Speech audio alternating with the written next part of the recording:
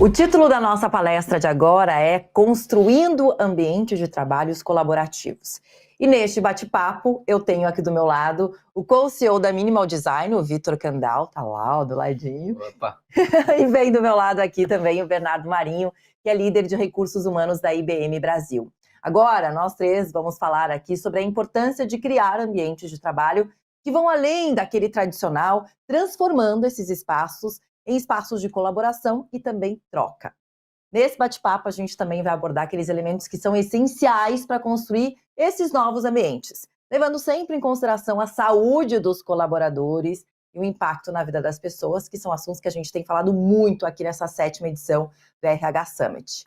Vou começar com vocês o seguinte: aqueles escritórios antigos, são bem antigos, o século passado não usamos quase mais, né? Aqueles escritórios que a gente conhece, que eram só os locais de trabalho, ponto, acabou. Não, eles passaram a ser lugares de troca, de colaboração. Você tem que se sentir à vontade nesse local também, já que é um sistema híbrido. Por que você vai largar o sofá da sua casa para pegar o trânsito, né? Bom, para isso, é necessário, então, que aquele velho modelo de baias e mesas, que não faz mais sentido, seja trocado, seja substituído. Agora, como construir esses ambientes? O que é necessário? Começando, inclusive, pelo Vitor, que deve ter tido aí, ó, vários pedidos, inclusive. Me ajuda para essa nova realidade. Isso é verdade, né? Com o cenário atual de pós-pandemia, a gente teve essa necessidade, né? E os nossos clientes também, de modificarem o seu ambiente de trabalho, esse ambiente colaborativo, que a gente chama de híbrido dentro do escritório. Tudo virou um posto de trabalho. E você tem que ser flexível, né? E você tem que criar um ambiente aconchegante e colaborativo. E como é que você faz isso? Você faz isso dando opções para o seu colaborador trabalhar em diferentes estações que não são as tradicionais. Pode ser um sofá, pode ser uma cabine de escritório, pode ser uma mesa alta colaborativa para fazer uma reunião rápida, como tivesse nós três, por exemplo, agora, e caminhando nesse sentido, porque hoje a necessidade é você, como você disse, convencer o colaborador a sair de casa e voltar para o ambiente de trabalho. E para que isso aconteça, esse ambiente precisa ser melhor, ter mais tecnologia e ser mais aconchegante do que o ambiente de casa dele. E lá na IBM, como é que vocês estão fazendo? A IBM a gente vem reformulando, né, nossos espaços, então a gente tem nesses novos espaços focado em trazer esse novo modelo, esse novo conceito, até porque quando as pessoas vão para o escritório agora, elas não querem mais ir lá para ficar nas suas baias fazendo reunião online, né? Elas querem conversar, querem interagir ali entre os times, então a gente tem esse foco nesse novo tipo de modelo. Agora, eu acho que um ponto importante também, quando a gente fala de ambiente de trabalho, toda essa parte física, ela é muito importante, né? Até para trazer esse conforto, trazer as pessoas para o escritório, né? Para terem bons momentos ali, mas a gente acredita que isso vai além também, né? Um ambiente de trabalho propício aos nossos colaboradores, ele é um ambiente onde as pessoas possam ter muitas oportunidades, onde as pessoas possam ser quem elas efetivamente são, né? Que sintam à vontade ali, que possam ter essas interações, até buscando, né, um crescimento a longo prazo. Então, isso é o que a gente tenta deixar claro na IBM também, como até uma política nossa, mais geral. Isso entra também, né, Bernardo, na questão da saúde ali do colaborador, a saúde das pessoas, né? Que a gente começou a dar muito mais valor, inclusive, durante a pandemia, pós-pandemia, olhar mais para as pessoas, que é algo que a gente tem falado tanto aqui nessa 7ª edição. E quando a gente fala de saúde dos colaboradores, ela é uma pauta que acabou ganhando força aí nos últimos anos, e acaba que os ambientes de trabalho têm impactado nisso também, né? Como você fala, pode ser o ambiente como um todo, o ambiente físico, tudo acaba colaborando ali com a saúde desse colaborador. Então, eu queria que vocês comentassem desse impacto que tem na vida das pessoas, né, esse ambiente. Não, é claro, tem, falando fisicamente, tem empresas que querem piscina de bolinha, tem jogo de sinuca, uma geladeira para cervejinha no happy hour. É legal também, mas não necessariamente isso, né? O que vocês consideram de maior impacto aí na vida das pessoas e na saúde dos colaboradores quando a gente fala de ambiente de trabalho? Legal. Bom, eu acho que a gente tem, primeiro, que garantir o básico, né? Garantir acessibilidade, garantir que as pessoas tenham segurança, todas as regras, né? A questão de ergonomia, enfim, isso aí todos nós, obviamente, temos que fazer. E depois eu acho que a gente vai adicionando alguns pontos super importantes, não só de saúde, mas de pertencimento, que eu acho que fazem a diferença. A própria questão de banheiros com gênero neutro, por exemplo, toda essa questão de acessibilidade, garantir que as portas têm a dimensão correta para cadeirantes, por exemplo, conseguirem entrar ali. Mas quando você olha no geral, o importante é você ter esse ambiente onde as pessoas se sintam acolhidas. A gente tem exemplos na IBM, a gente tem alguns colaboradores que são neurodiversos. E às vezes alguns detalhes como iluminação, a própria acústica, né, que eu sei que é um ponto importante para mim, faz uma diferença enorme na vida dessas pessoas. Então são pontos que você tem que ir observando para que elas se sintam ali como parte do todo e muito à vontade no escritório também.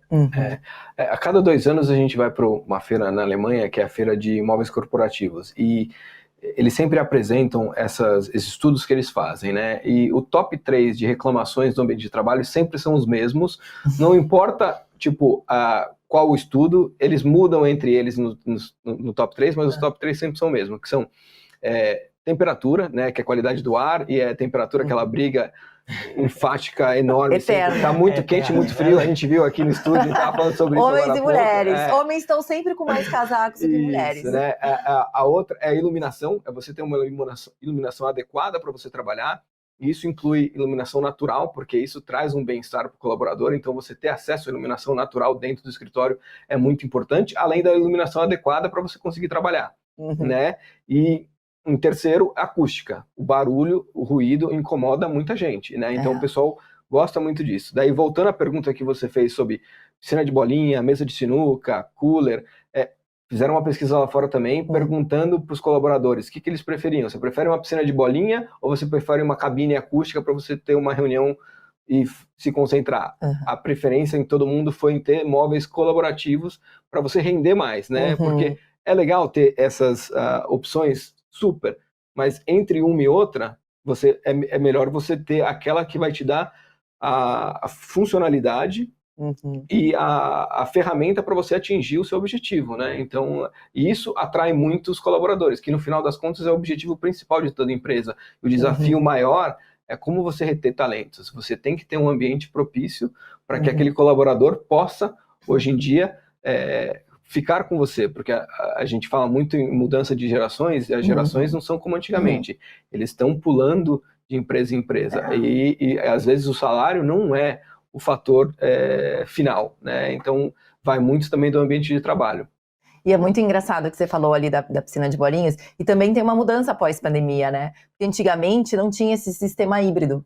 Então a pessoa ficava muito tempo no escritório. Aí me lembro que começou essa coisa, pet friendly, sinuca, geladeira liberada, porque é isso, para ficar mais tempo trabalhando lá internamente. Então, como mudou, você quer ir com a qualidade, porque você está no conforto da sua casa também, né? E esses extras, né, que alguns escritórios têm, eu acho que o pessoal gosta às vezes, mas o que a gente vê no geral é que eles não são efetivamente muito utilizados, né? É bom ter um momento ali de confraternização, mas não vejo como algo que o pessoal ame e esteja ali usando toda hora. Agora, o Vitor falou também das diferentes gerações. E como a gente tem essas diferentes gerações, e hoje todas elas estão no mercado de trabalho, inclusive, né? E aí o que acontece? Elas têm expectativas diferentes. Então, como o Vitor estava falando, às vezes, para o mais jovem, não é o que conta o salário, por exemplo, são as diretrizes da empresa, né? Tem muita coisa para se levar em conta. E o que vocês acham? Que para conseguir contemplar essas gerações diferentes nesse ambiente de trabalho, que questões que tem que ser levada em conta, já que a gente está falando de gerações com desejos, enfim, com pensamentos diferentes? Tem uma pesquisa muito bacana, um artigo, na verdade, da Harvard Business Review, falando sobre a existência dessas gerações todas, né, no mesmo ambiente de trabalho, e eles têm ali alguns do's and don'ts, né? E uma coisa que eles colocam assim, não faça, né, por favor, deixem de fazer isso, RH, é você tentar adivinhar o que esses diferentes públicos gostariam de ter no trabalho. E a importância de você perguntar para essas pessoas, né, o que elas gostariam. Então, essa conversa, entender a realidade de cada um, né, para poder efetivamente tomar ações que façam sentido, eu acho que ela é muito importante, né, é algo que a gente tenta fomentar. Lá na IBM, isso é muito legal. A gente tem alguns estagiários com mais de 50 anos de idade, a gente tem executivos super jovens, então realmente uma mistura super bacana, e a gente tenta fazer com que essa conversa aconteça muito naturalmente entre as pessoas, sabe? Para a gente ver qual é a melhor maneira de fazer essa integração funcionar.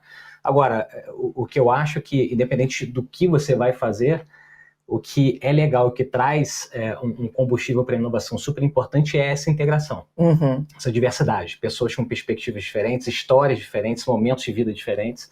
Então, achar a melhor maneira, que eu acho que é o segredo, enfim, tem diversas formas de se fazer. Isso vai de acordo com o que você lê bastante sobre liderança, né? De você trazer as pessoas e perguntar, né? Interagir diretamente, em vez de tentar adivinhar e fazer junto. Então, em vez de, não, vou fazer daqui para frente, vai ser assim.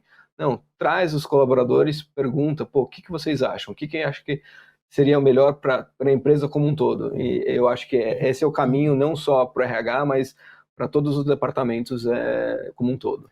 E até para eliminar alguns vieses que a gente possa ter, né? Então, você vê uma pessoa mais experiente, uma pessoa com, sei lá, por exemplo, 50 anos de idade, você fala, não, essa pessoa de 50 anos de idade, ela busca isso, ou um jovem busca aquilo. E não necessariamente. Então, cada um tem sua vida, cada um tem sua história, suas necessidades, aspirações. Então, você eliminar esses vieses nessa gestão de gerações, eu acho que é super, super importante.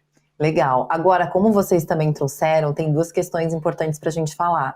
A questão de que os ambientes de trabalho precisam refletir também a cultura do trabalho, porque a gente sabe que hoje é muito importante essa cultura, e até o que o Vitor falou, para reter os talentos, que a dificuldade é você deixar o talento ali dentro da empresa. Então, como que vocês acham que esses ambientes de trabalho acabam impactando na atratividade dessa empresa?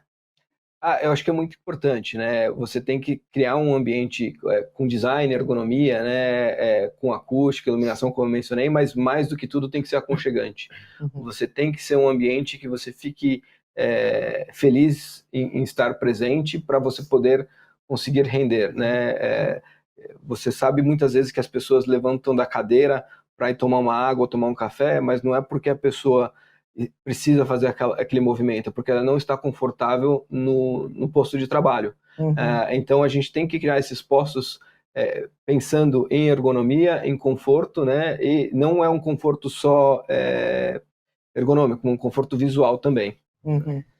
A IBM ela tem um instituto de pesquisa de mercado, né? E a gente faz algumas pesquisas, e saiu uma recentemente do IBV, que é o nome desse instituto, e o que essa pesquisa mostra é que hoje que os funcionários, né, valorizam, em primeiro lugar, as condições de trabalho, né, essa parte de flexibilidade que a gente falou bastante aqui, e também, obviamente, toda a parte de remuneração, benefícios. Mas tem um outro fator que está aparecendo muito hoje, que é a questão de valores. Como os profissionais enxergam os valores da empresa e como essa empresa aplica os valores no dia a dia. Então, é curioso ver essa mudança até de perfil de público, né, que a gente vem atingindo, que é algo que às vezes era muito subjetivo, né, hoje está cada vez mais na cabeça das pessoas como fator de retenção. Então, a sua empresa, por exemplo, tem questões de sustentabilidade, ou ela tem esse ponto de diversidade na veia, né, no DNA. Então, são temas que vão variando e temas novos que a gente vai ter que ir se adaptando. É aquele ambiente maior que você falou também no início, né? Exatamente. E eu vou dizer para vocês, por exemplo, uma coisa que eu adoro aqui na TD. Entre uma entrevista e outra a gente pode subir, porque tem um terraço maravilhoso em que a gente pega o sol, tem uns puffs pra gente deitar. Então é isso, né? É a questão do conforto, de você aqui, entre uma pausa e outra, você ter um pouco de... Tem lugares em que a gente vai trabalhar que não tem janela, então você entra, antigamente quando a gente entrava 8 da manhã e saía 8 horas da noite, não conseguia ver lá fora se tinha sol, se tinha chuva, e era uma cadeira muitas vezes desconfortável, aquela baia, olhando o tempo inteiro pra cara de alguém, né? Faz uma super diferença, né? Você tomar um cafezinho, né, num mobiliário gostoso. E estimula a movimentação do colaborador dentro do escritório, né? Parece besteira, mas essa pequena movimentação de você subir para um andar para o outro, ou de uma estação para outra, melhora o seu fluxo sanguíneo, consequentemente a oxigenação, e você vai render mais, vai produzir mais, né? Então tudo isso está comprovado por estudos, né? Então essa movimentação é super importante. E ajuda a saúde também do colaborador que a gente estava falando. Isso, né? Fora as conexões, né? É. Entre pessoas, que eu acho que é o fundamental, ainda mais num fórum como esse aqui de RH, né? Que busca isso. Isso é interessante. Eu tinha lido que, tipo, essa geração mais jovem, eles deveriam forçar o trabalho presencial, porque pra gente que é uma geração, 2 gerações para frente, a gente já viveu essa interação.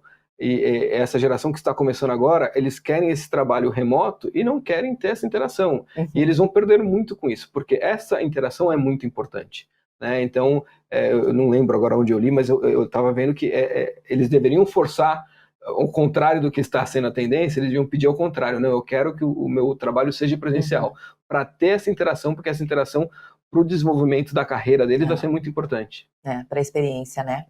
Vitor, Bernardo, amei. Obrigada pelo bate-papo. Vocês estavam falando em interação e networking. Só no RH, aqui nessa 7ª edição, a gente já tem mais de 50 mil networkings que cada um pode fazer, tá? Então vocês, quem está nos acompanhando pelo chat, então aproveita esse momento entre um bate-papo e outro. Segue ele no chat fazendo o seu networking. O LinkedIn do Vitor e do Bernardo já está disponível aí para vocês também. Combinados? Obrigado. Obrigado, pessoal.